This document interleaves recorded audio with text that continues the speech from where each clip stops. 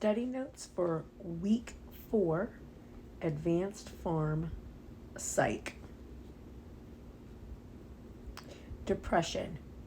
One theory is that depression is due to a deficiency in the amount or function of cortical and limbic 5-HT and NE. All currently used antidepressants increase 5-HT, DA, and or NE levels in the brain. This theory does not explain everything, but is a strong foundation why the medications we use may be beneficial. When a patient has depressive symptoms, it is necessary to investigate the possibility of a medical, psychiatric, and or drug-induced cause. You will find these exclusions also listed in the DSM-5. All depressed patients should have a complete physical examination, mental status examination, and basic laboratory workup and suicide risk evaluation. There is an increased risk of suicide at the beginning of the antidepressant therapy. Pharmacological causes of depression are antihypertensive drugs such as propranolol, methyl-dopa, and clonidine, hormones, oral contraceptives, and glucocorticoids, acne therapy, isotretinoin. Antidepressants are used in treatment of depression, as well as some anxiety, pain, and eating disorders, but not bipolar disorder. Principles. Most studies find combination of pharmacotherapy and cognitive therapy more efficacious than either therapy alone. Efficacy of different antidepressants is generally comparable across and within classes. For patients with unipolar major depression who are initially treated with antidepressants, newer agents such as SSRIs, SNRIs, rather than other antidepressants should be tried.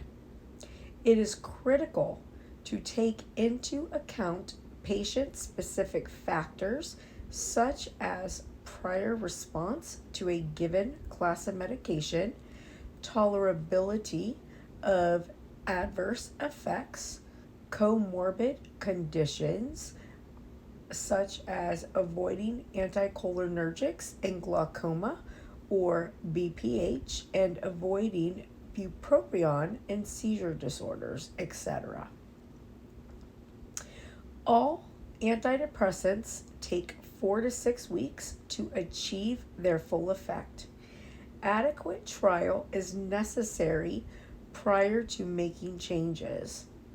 There is an increased risk of suicide at the beginning of antidepressant therapy.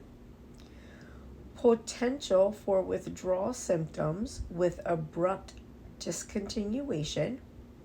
In patients with mild to moderate major depression who obtain little symptom relief from an initial antidepressant, switching to an antidepressant from a different class as first-line treatment rather than augmenting the initial antidepressant with a second drug is recommended, of course, after an adequate trial. For patients who obtain little symptom relief despite repeated, i.e. 1 to 3 antidepressant switches, augmentation with a second medication is recommended. For patients who obtain definite symptom relief that is not satisfactory and can tolerate the initial antidepressant, we suggest augmentation as first-line treatment. Aripiprazole, quetiapine, Risperdal, and olanzapine, lithium, and triiodothyronine, which is levothyroxine.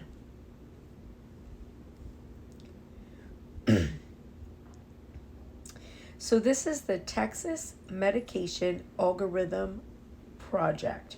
Stage 1 is an SSRI, so bupropion, mirtazapine, or SNRI. Stage 1A, if partial response, augment with an SSRI or an SNRI, bupropion, mirtazapine, busoprone, or T3. Stage 2, alternate stage 1 treatment. Stage 2A, if partial response, augment with an option from 1A. Stage 3 is an SSRI or an SNRI, bupropion, SSRI, SNRI, mirtazapine, SSRI, TCA, TCA plus lithium, or MAOI. Stage 3A, if partial response, augment with lamotrigine or bupropion.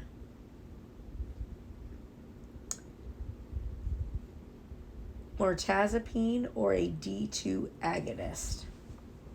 Stage 4, if combo at stage 3 use TCA plus or minus lithium or MAOI, if TCA or MAOI at stage 3 use a combo, SSRI/SNRI, olanzapine or risperidone, SSRI, lamotrigine or electroconvulsive therapy, ECT. Stage 5 is ECT or vagus nerve stimulation. Stage 6 is triple antidepressant therapy. Stage 7, alternate 2 or 3 drug combos. Consider ECT or VNS if not used previously. And stage 8 is 2 or 3 drug combos. So the STAR D plus algorithm for depression, level 1 is citalopram. And then level 2, you either switch to sertraline, bupropion, venlafaxine or CBT, or you augment with bupropion, busoprone, or CBT. Level 2A is venlafaxine and bupropion. Level 3 is you switch to mirtazapine or nortriptyline, and you augment with lithium or thyroid hormone. Level 4 is to switch to transcyclopromine or venlafaxine mirtazapine combo.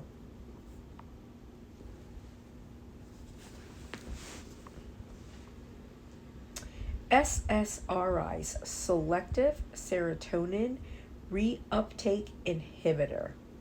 Currently, most often prescribed initial drug of choice because of the low side effect profile and not lethal if overdosed as a single agent. Nearly all SSRIs undergo hepatic oxidative metabolism, so it's P450, with fluoxetine having an extremely long T1/2 because of its active metabolite. In fact, the washout period for fluoxetine is about 5 weeks. This is to prevent serotonin syndrome if starting a MAOI, St. John's wort, etc. Some SSRIs inhibit P450 enzymes. Fluvoxamine inhibits CYP1A2, 3A4, 2C9, and 2C19. Fluoxetine and paroxetine inhibit CYP, 2C9, and 2D6. Citalopram,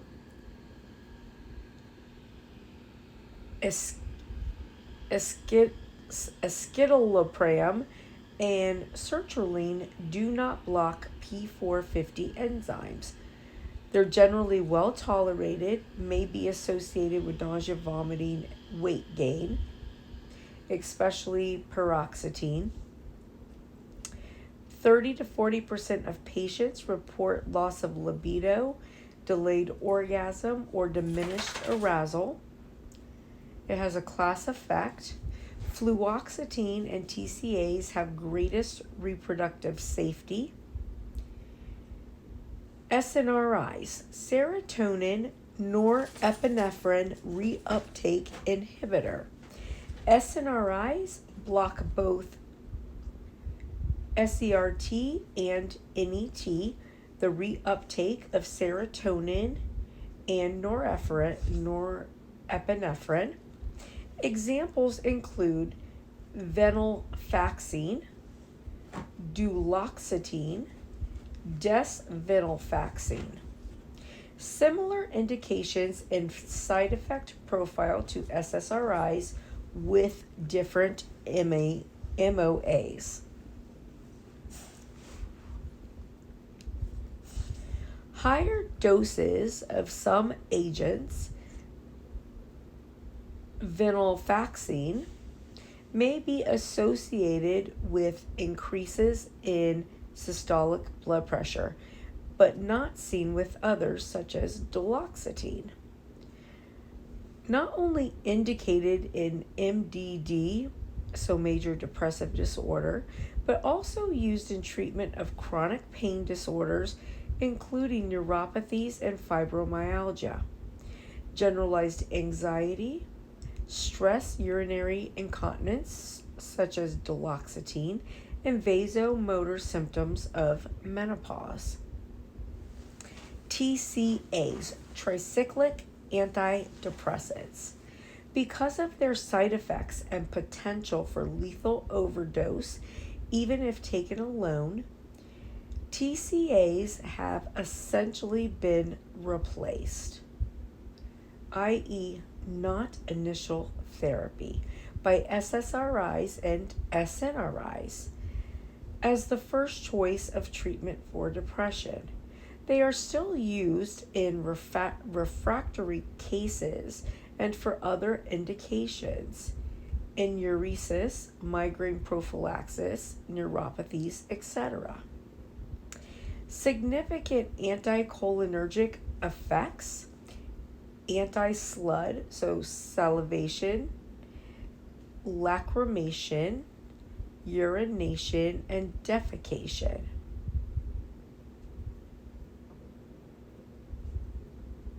So basically with an anticholinergic, you can't see, can't spit, can't pee, can't poop. Hot as a hare, dry as a bone, blind as a bat, red as a beet, mad as a hatter. Due to anticholinergic, CV, and sedative properties, avoid in patients with benign prostatic hyperplasia, patients with closed angled glaucoma, patients with cardiac disease, patients with hepatic impairment, elderly patients. Please refer to beer list / stop-start criteria. Alpha blocking properties, orthostasis and falls. H1 blocking properties, drowsiness, sedation, weight gain. Sexual side effects: QTC prolongation, CNS depression, especially if combined with CNS depressants such as benzos, alcohol, or opiates. 5-HT antagonists. Trazodone was among most commonly prescribed antidepressants before the introduction of SSRIs, use now primarily limited to insomnia. So basically now trazodone is only used for insomnia. Unicillic, tetracyclic antidepressants. Bupropion, also known as norepinephrine dopamine reuptake inhibitor, NDRI, also used in smoking cessation. Reasonable first-line option in select patients where weight gain is a concern. Patient with ADRs from SSRIs, so sexual dysfunction, where smoking cessation is also a consideration, etc.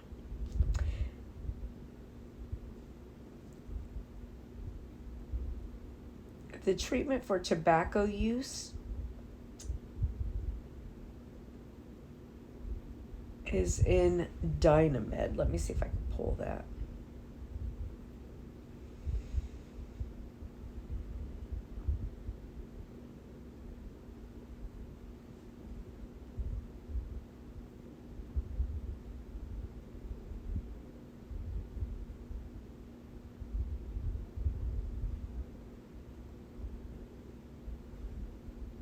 Well, that Dynamed's not pulling, so let me go back to the notes.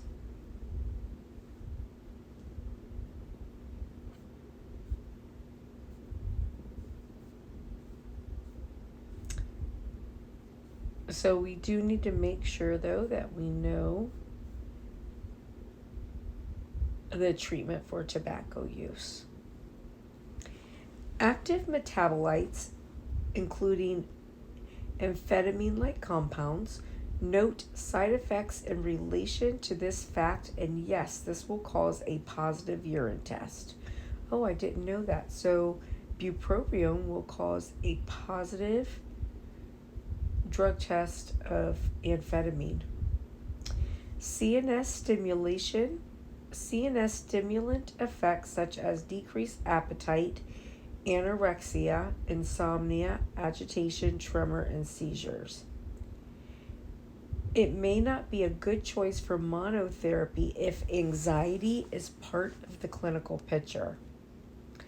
Contraindications are seizure disorder, history of anorexia, bulimia, patients undergoing abrupt discontinuation of ethanol or sedatives, including benzodiazepines, barbiturates, or anti-epileptic drugs.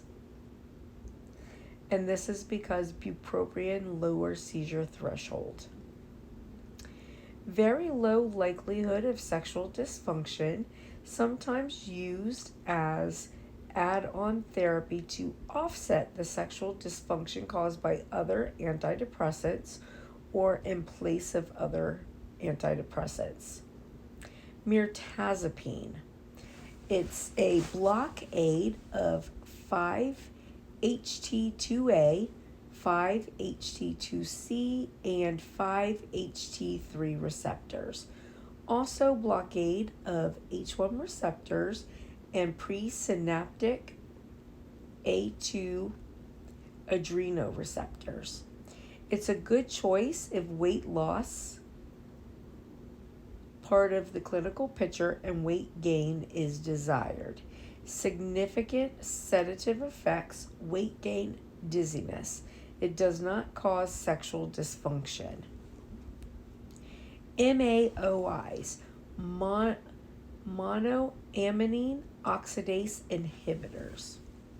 Used only for refractory cases of major depressive disorder, By blocking the enzyme that breaks down 5-HT, and DA, MAO inhibitors increase the levels of these NTs in the brain. There are several significant drug interactions. Drugs that can precipitate hypertensive crisis, so ephedrine, pseudoephedrine, phenylephrine,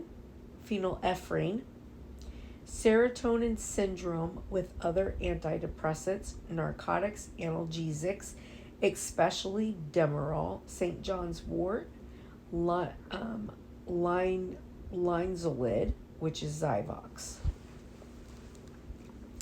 The washout period of 14 days is necessary when switching from an MAOI to another antidepressant, or from another antidepressant to an MAOI.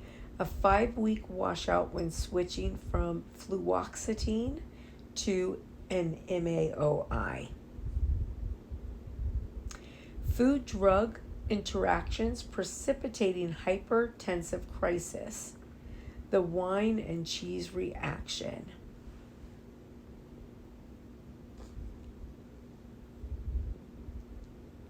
So foods with high tyramine content are not permitted.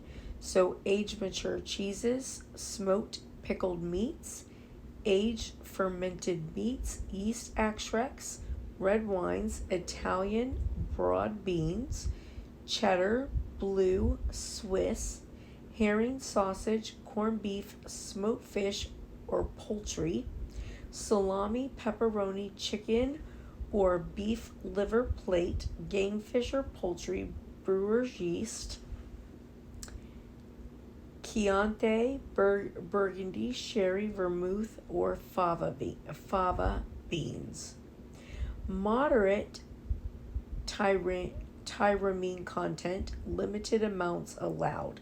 Meat extracts, pasteurized light and pale beer, ripe avocado, bouillon, consommé. Low tyramine content, so permissible, distilled spirits, American and mozzarella, chocolate and caffeinated beverages, fruit, soy sauce, yogurt, sour cream, vodka, gin, rye, scotch in moderation, cottage cheese, cream cheese, figs, bananas, raisins, grapes, pineapples, and oranges. Anxiety, in parentheses GAD. So, GAD, general anxiety disorder. That's what it means. Okay. Anxiety.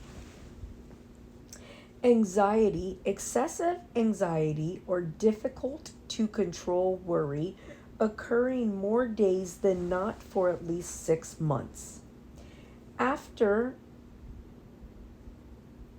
about a number of events or activities, such as work or school performance. There are many medical conditions and medications that can cause anxiety-like symptoms. So medical conditions that can cause anxiety. So psychiatric disorders, so mood disorders, hypochondrias, personality disorders, alcohol or substance use, alcohol or substance withdrawal, other anxiety disorders, neurologic disorders, so CVA, seizure disorders, dementia, stroke, migraine, encephalitis, vestibular dysfunction, cardiovascular disorders, angina, arrhythmias, congestive heart failure, mitral valve prolapse, myocardial infarction, endocrine and metabolic disorders, hypothyroidism, hyperthyroidism, hypoglycemia, Cushing's disease, Addison's disease, pheochromocytoma, hyperadrenocorticoism, hyponatremia, hyperkalemia, vitamin B12 deficiency. Respiratory disorders, asthma, COPD, pulmonary embolism, pneumonia, hyperventilation. And then others are carcinoid syndrome, anemias, and SLE.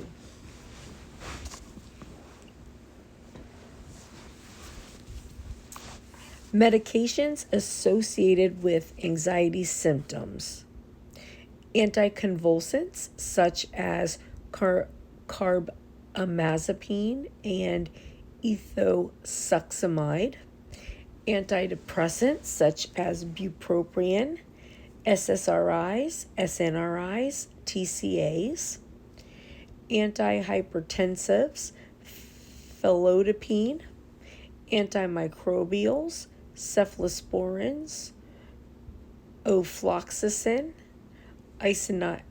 isoniazid, anti-Parkinson's drugs, levodopa, bronchial dilators, albuterol, isoprotenolol, theophylline, corticosteroids such as prednisone, methylprednisone, decongestants, pseudoephedrine, and phenylephrine, herbals such as malhung, St. John's wort, ginseng, guarana, belladonna, NSAIDs, ibuprofen, indomethacin, stimulants such as amphetamines, caffeine, cocaine, methylphenidate, nicotine, thyroid hormones, so levothyroxine, toxicity, anticholinergics, antihistamines, digoxin, withdrawal of CNS depressants, abrupt, so alcohol, barbiturates, and benzos.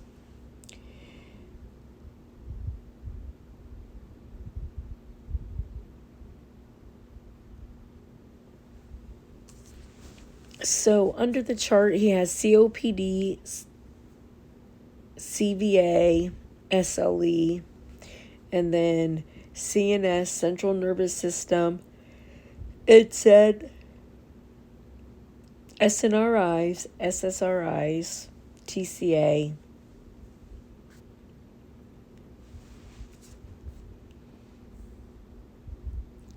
There is little evidence that one agent is more effective than another. Primary therapy should address underlying issues and should be managed accordingly.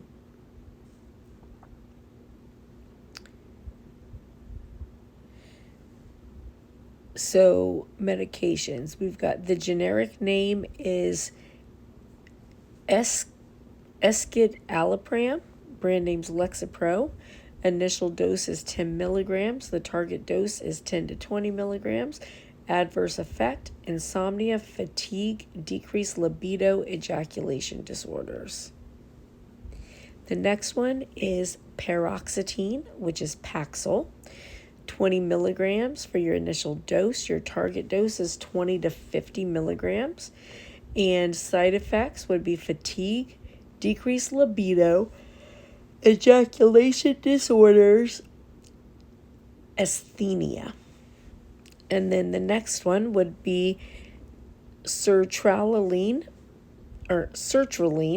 which is Zoloft, 25 to 50 milligrams with a target dose of 50 to 200.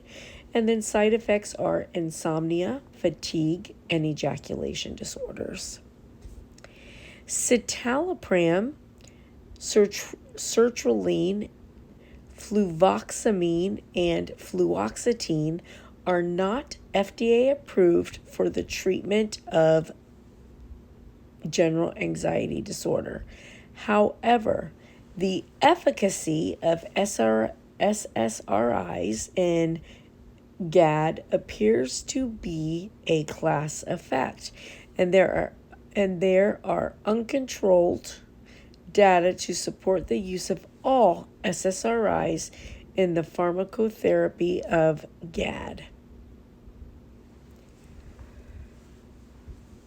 Couple more medications. The generic name is duloxetine. The brand is Cymbalta.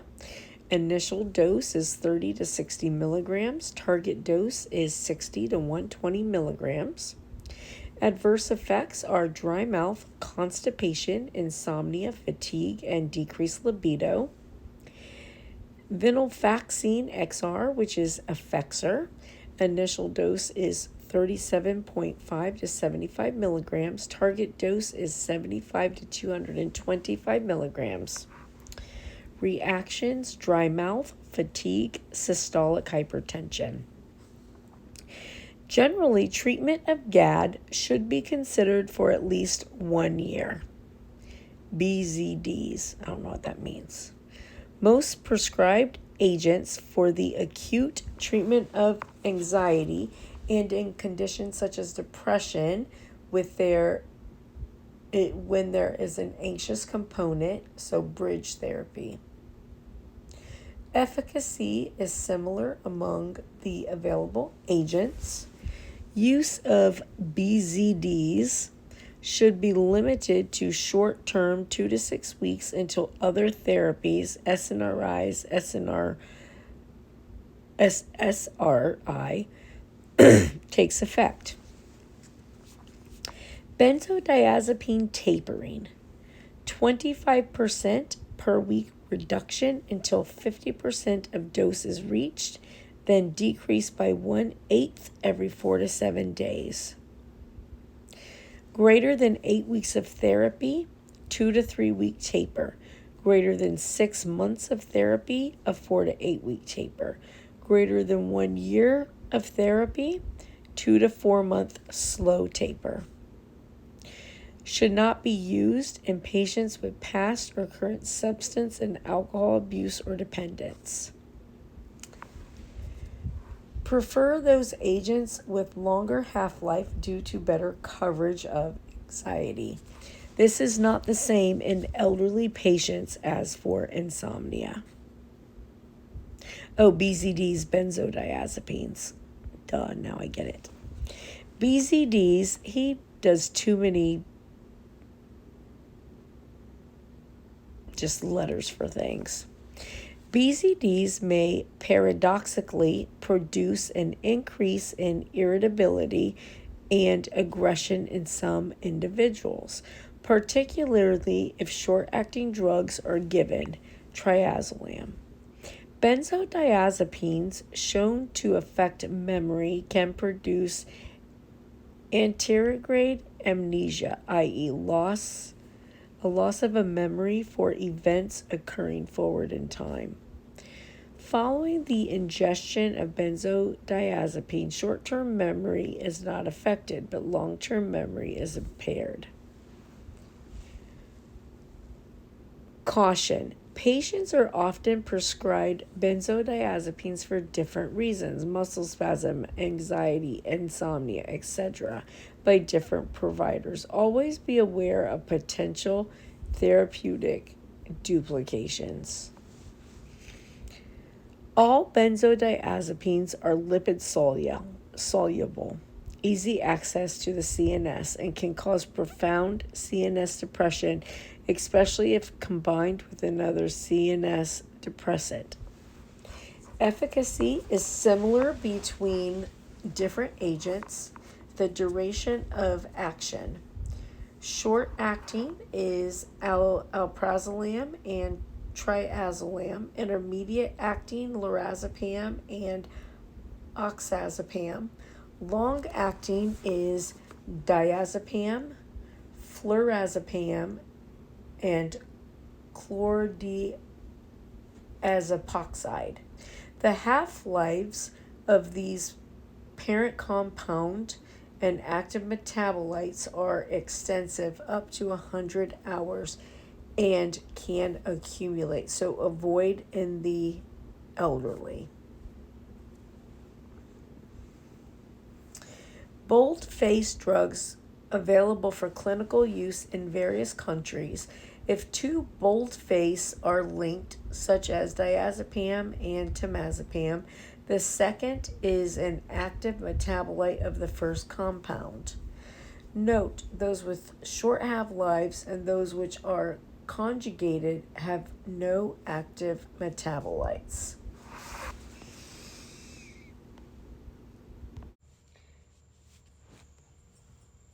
Buspirone, analytic drug, no sedative, hypnotic, anticonvulsant, or muscle relaxant properties. Comparable efficacy to benzodiazepines in the treatment of GAD, but some trials reported inconsistent findings. Considered second line overall. Slow onset of action 2 to 3 weeks. Lack of activity against comorbid conditions such as depression, panic disorder, or social phobia is a drawback in some patients.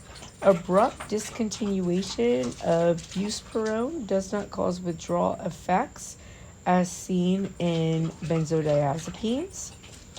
TCAs or antihistamines, first generation, limited selective use in practice due to adverse effects we talked about above.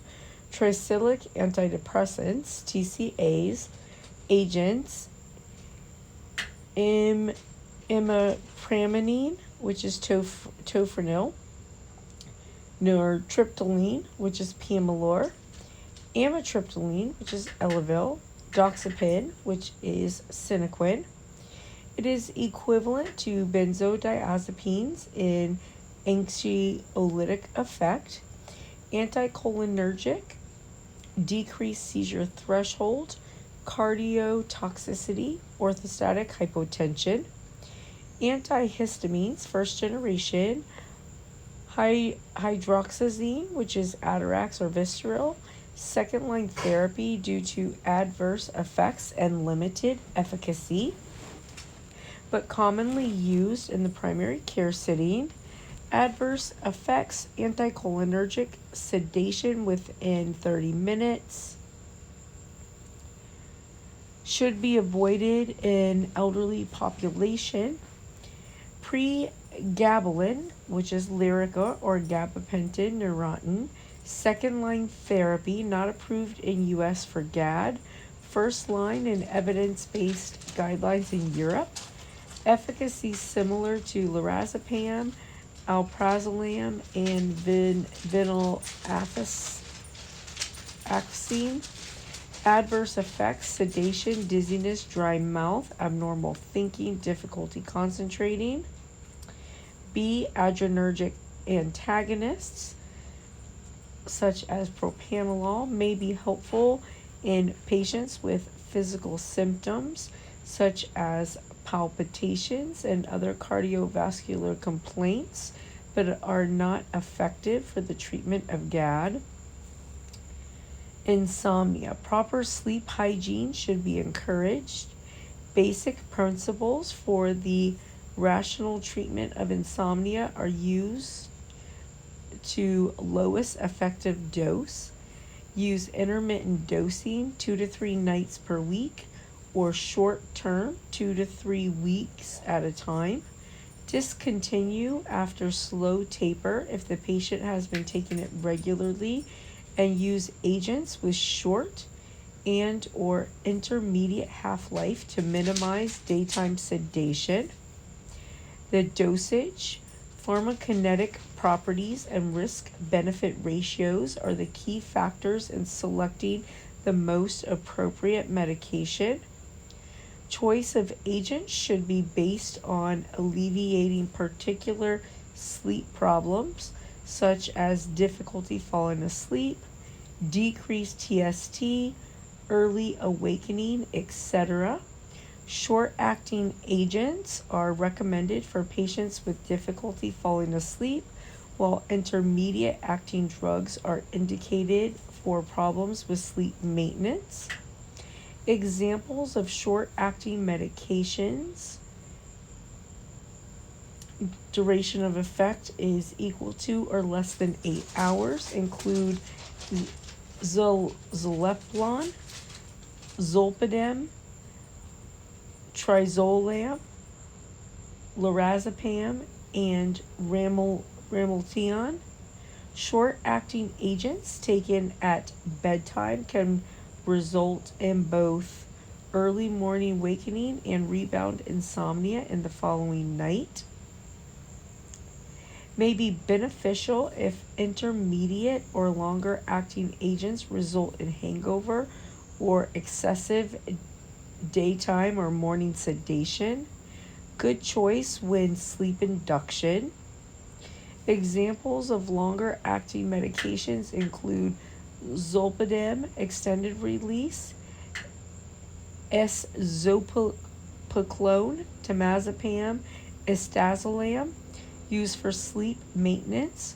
Long-acting agents taken at bedtime can result in daytime sedation the following day, leading to falls, etc. Avoid long-acting agents, especially in older people, because they cause daytime sedation and impair cognition, thereby increasing the risk of falls.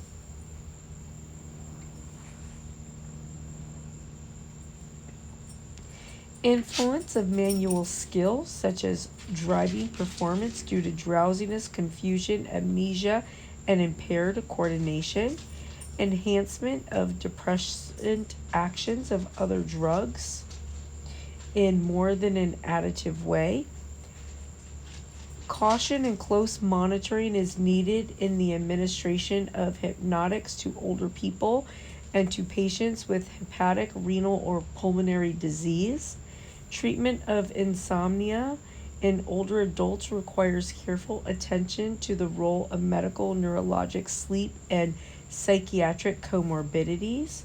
Vulnerability to side effects increases with age, and medications for insomnia often exacerbate existing age-related impairments such as gait instability, sedation, cognitive dysfunction, urinary and bowel dysfunction, and cardiac arrhythmias.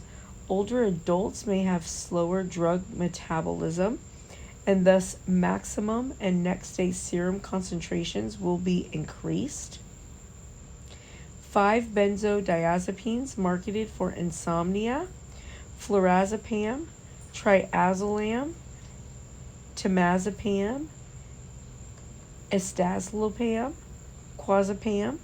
No respiratory depression in healthy patients, but respiratory depression in patients with COPD or obstructive sleep apnea. Any benzodiazepine can be used for sleep. The limitations are the same as described in the GAD section above. Z hypnotics, zolpidem,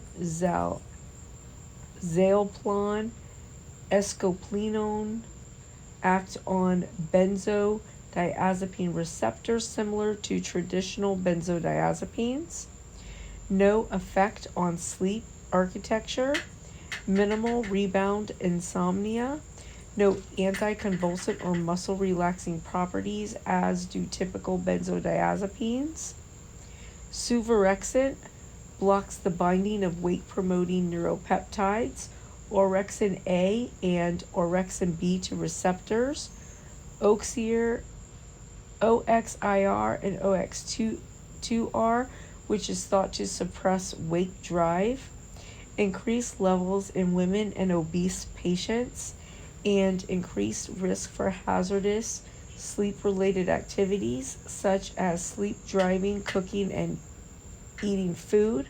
Making phone calls or having sex while asleep have been noted. Ramelteon is a melatonin receptor agonist that specifically targets the MT1 and MT2 receptors in the brain, believed to be critical in the regulation of body sleep-wake cycle. Reduce the latency of persistent sleep with no effects on sleep architecture and no rebound insomnia or significant withdrawal symptoms. Drowsiness, dizziness, increased prolactin levels. No abuse potential or cross tolerance with other CNS depressants, including alcohol. First generation antihistamines such as diphenhydramine or hydroxyzine, generally safe but have anticholinergic adverse effects such as dry mouth, blurred vision, urinary retention, and confusion in older patients. So Anticholinergic side effects: can't see, can't spit, can't pee, can't poop, hot as a hair, dry as a bone, blind as a bat, red as a beet, mad as a hatter. Elderly. These medications are a concern and should be avoided in patients with BPH and glaucoma, among others. It may reduce sleep quality. For exam purposes only, don't worry about narcolepsy, cataplexy, RLS, obstructive sleep apnea, or parasomnias.